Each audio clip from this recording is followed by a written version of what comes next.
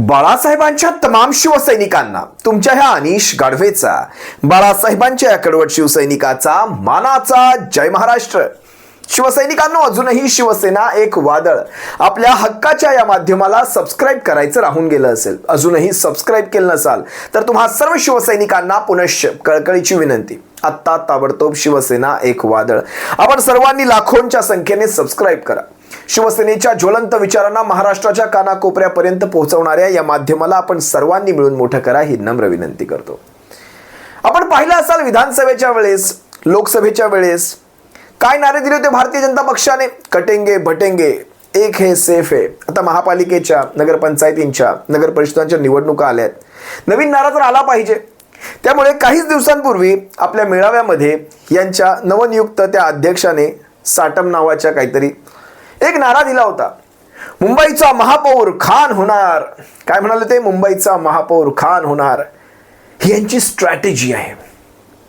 या अशाच प्रकारच्या खेळी करून म्हणजे 5 वर्षात लोकांना देशधडीला लावायचं, अख्खा देश फुकून खायचा आणि 5व्या वर्षाच्या शेवटाला काहीतरी फालतूच्या योजना घेऊन यायच्या, कटेंगे बटेंगे करायचं, धर्मात झुंजी लावायच्या। होय, झुंजीच लावतात। हे कोंबडे कसे झुंजतात तशी माणसं झुंजतात आणि ह्यांचा तो डाव साध्य होतो। यांनी काय सांगितलं? मुंबईचा महापौर खान होणार। तुम्हाला यांना कसा बेनकाब करतो बघा मी आता तुम्ही जर हा व्हिडिओ विसरला असाल, कदाचित तुमच्या पाहण्यात हा साटम नावाच्या हा कुठल्या भाजपाचा काय अध्यक्ष नवनिर्वाचित झालेला आहे, या अध्यक्षाचा हा व्हिडिओ जर आला नसेल ना, या अध्यक्षाचा हा व्हिडिओ पहिल्यांदा पहा, त्यापुढे मला बेनकाब करतो अगदी पुराव्यासह। आपण पाहतोय जगातल्या दुसऱ्या आंतरराष्ट्रीय पश्चिमी देशातल्या काही शहरांमध्ये कशा प्रकारची घुसखोरी चाललेली आहे। त्या शहरांचा रंग बदलतो आहे। त्यांना कळलंच नाही की त्यांच्या पायाखालून कधी वाळू सरकली हे त्यांना कळलंच नाही।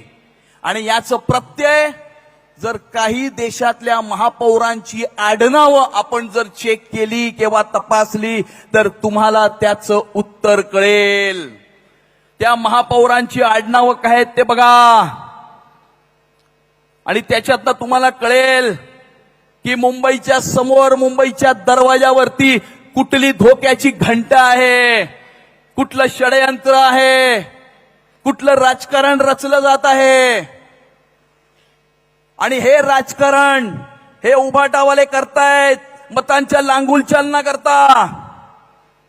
आणि जर त्यांच्या हातातून या मुंबईच्या महानगरपालिकेची सत्ता गेली तर काय होईल?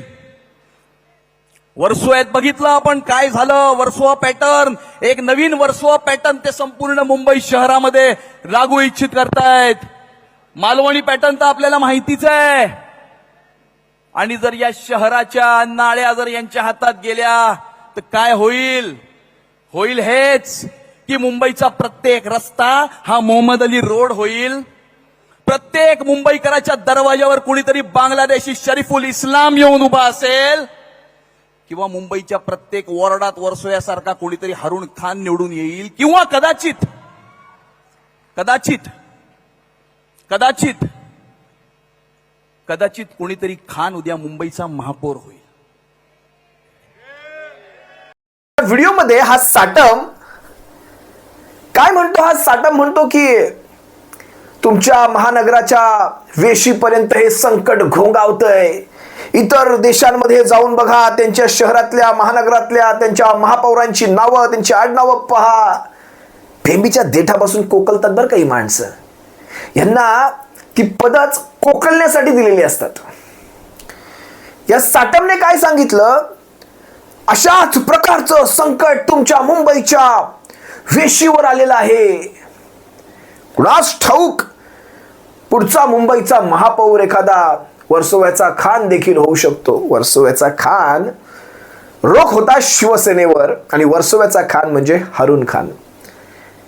आता हारून खान यांनी, शिवसेना आमदार हारून खान यांनी आपल्या म्हणजे त्यांनी मला वाटतं त्यांचं मत दिलेलं आहे। त्यांचं मत तुम्ही किती पाहिलं असाल, नसेल पाहिला मी तुम्हाला तोही व्हिडिओ दाखवेल। पण हारून खान साहेबांना माझी एक विशेष विनंती आहे, असल्या तिलपाट चिंपाट लोकांच्या मागे उत्तर देत बसू नका। हारून खान साहेब जर ऐकत असाल ना, ह्या तिनपाट चिंपाट हे लोकांना उत्तर देत बसू नका.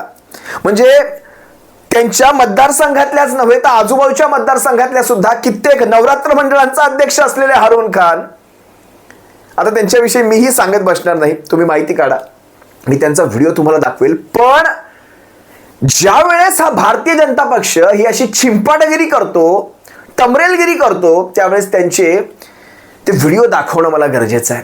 आता कालच काय घडलं बघा, कोल्हापुरातल्या कागलमध्ये, म्हणजे मुंबईचा महापौर खान बाजूला करा, पण कोल्हापुरातल्या कागलची नगराध्यक्षा कोण झाली माहिती आहे तुम्हाला? जरा हा व्हिडिओ पहा. आता अशातच कागल नगर परिषदेत सुद्धा ते एकमेकांच्या समोर येणार आहेत. मुश्रीफांच्या सुनबाई बिनविरोध निवडून आल्या. कागल नगर परिषदेमध्ये एक निकाल सुद्धा लागला आणि बुधवारी म्हणजे काल प्रभाग 9 मध्ये 2 उमेदवारांनी उमेदवारी अर्ज मागे घेतला आणि हसन मुश्रीफ यांच्या भावाच्या सुनबाई यांची बिनविरोध निवड झाली. सेहरनिदा या खरं तर हसन मुश्रीफ यांचे भाऊ असलेले अनवर मुश्रीफ यांच्या सुनबाई आहेत आणि त्या आता बिनविरोध आलेल्या आहेत. पण आता हसन मुश्रीफांच्या घरातली ही सेहरनिदा मुश्रीफ त्या कागलची नगराध्यक्षा झाली. म्हणजे मुंबईचा महापौर खान होईल तेव्हा होईल, पण मुश्रीफ यांच्या घरातली ही सेहरनिदा मुश्रीफ कागलची नगराध्यक्ष झाली. खरं सांगायचं तर मला याच्यात जराही रस नाही, पण ज्यावेळेस आरोप मात्र शिवसेनेवर होतात त्यावेळेस या गोष्टींचा भांडाफोड करणं सुद्धा तितकंच गरजेचं आहे. विचार करा, तुम्ही घडवून दाखवलं आणि इकडे भीती घालायची. म्हणजे साधू हत्याकांडातल्या ज्याच्यावर तुम्ही आरोप ठेवले, ज्याच्यावर तुमचा तो संबित पात्रा नावाचा पात्र ज्याच्यावर इतकं बोलून गेला की हा काशीनाथ चौधरी याने हत्याकांड घडवलं, म्हणजे जाणीवपूर्वक साधूंच्या त्या हत्येचा, म्हणजे जी तुम्ही पाहिला असाल त्यावेळेस तिकडे काय बातम्या होत्या की लहान मुलांची चोरी करणारी टोळी आहे, त्या सगळ्या गैरसमजातनं झालेली ती हत्या आणि त्याचा त्यांनी राजकीय वापर केला आणि आता निवडणुकीच्या तोंडावर त्याला आपल्या पक्षात प्रवेश दिला. जरा पहा ना, हा पात्रा नावाचा पात्र त्यावेळेस काय म्हटला होता. एफआईआर में लिखा हुआ है कि एनसीपी के वहां के डिस्ट्रिक्ट पंचायत मेंबर काशीनाथ चौधरी जब आए तब पूरे क्राउड ने एक नारा लगाया, दादा आला रे आला, दादा आला रे आला. प्रकार से पुलिस ने इसमें रोल किया है. क्या पुलिस पर कोई दबाव है कि इस प्रकार से लोगों को एक्ट करने दिया जाए? इसका भी जवाब मिलना चाहिए और इसलिए मुझे लगता है कि इसकी हाई लेवल इंक्वायरी करते हुए कड़ी से कड़ी कार्रवाई की जाए. भारतीय जनता पार्टीचा अशी पात्र भाजपामध्ये लाखोंच्या संख्येने आहेत. त्यातला आणखी एक पात्र तुम्हाला मी पुन्हा दाखवतो आणि हे पात्र म्हणजे आशिष कुरेशी. आता कुरेशी म्हणण्यामागचं कारण ते स्वतःला कुरेशी म्हटलेलं आहे. काल ज्या वेळेस हे आशिष कुरेशी नावाचं पात्र ज्या वेळेस मराठी एकीकरण समिती यांच्या कार्यकर्त्यांच्या समोर आलं, त्यांनी त्यांना काय सांगितलं, किती साधं विचारलं, साहेब तुमच्या पक्षाला सांगा, काहीही करा पण उमेदवार हे मराठी द्या. बघा बरं का, आता हे सांगण्याची वेळ भाजपावर का आहे माहितीये का? आम्ही छाती ठोकून सांगतो, आम्हाला हे सांगण्याची गरज पडत नाही, कारण आमच्या 84 नगरसेवकांपैकी 83 नगरसेवक, जवळपास 82 ते 83 नगरसेवक हे मराठी आहेत.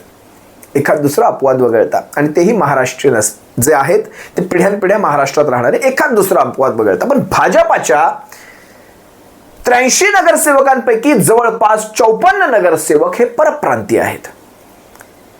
भाजपाचे मुंबईतले आमदार खासदार हे बाहेरच्या राज्यातले असतात.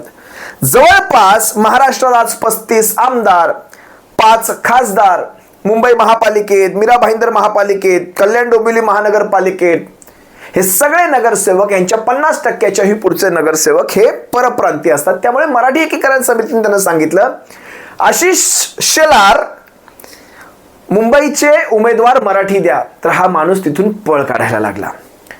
पळ काढताना पुन्हा पकडल्यानंतर ज्यावेळेस यांना पुन्हा तोच प्रश्न विचारला, हा माणूस म्हटला हिंदू होणार.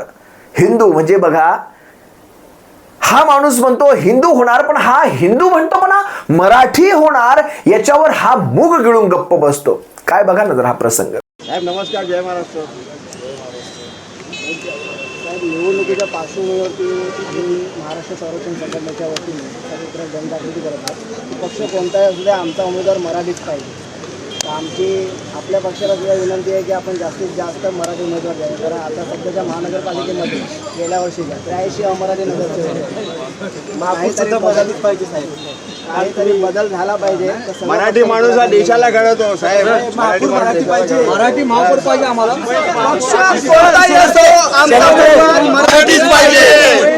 मुंबईचा महापौर मराठी माणूसच होणार. मुंबईचा महापौर मराठी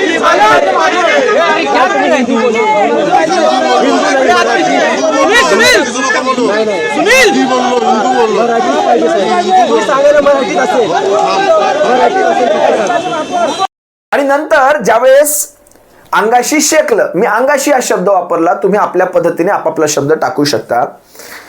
ज्यावेळेस हे प्रकरण अंगाशी शेकलं त्यावेळेस काय म्हणतात, हिंदू होणार.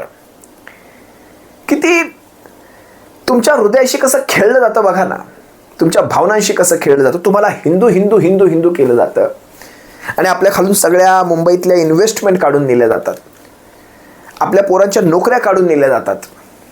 बरोबर बरं, हिंदू.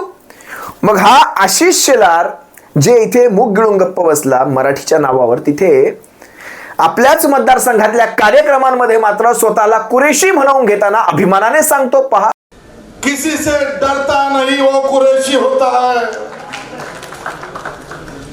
और अगर किसके सामने सर झुकाना है तो उस अल्लाह ताला और भगवान के सामने सर झुकाता है वो कुरैशी होता है.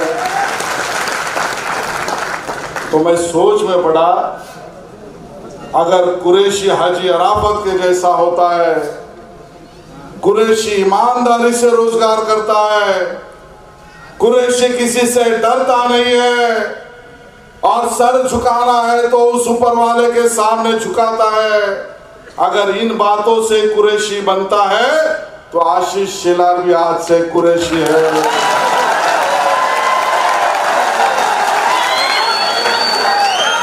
और इसी बातों से कुरैशी की पहचान है, तो उससे 1% कम बात मेरे में नहीं है.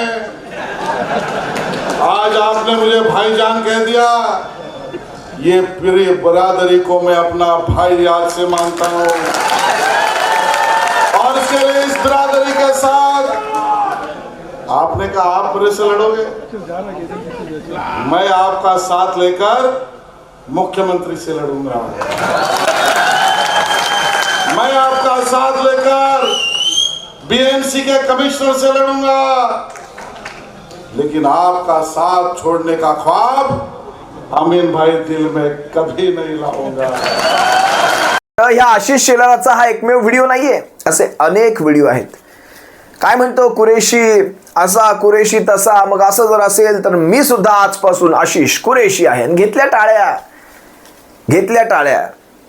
हा आशिष शेलार उर्फ कुरेशी, कारण स्वतःला कुरेशी नाव दिलेलं आहे, त्यामुळे आपल्याला त्या नाव देण्याचा आदर ठेवावा लागेल आणि बोलावं लागेल. ते हे आशिष शेलार स्वतःला कुरेशी म्हणवतात, नंतर हिंदू म्हणवतात, पण मराठी म्हणवून घेताना ह्यांचा का ती जीभ अशी जड होते, का जीभ अशी अडकते मला माहित नाही.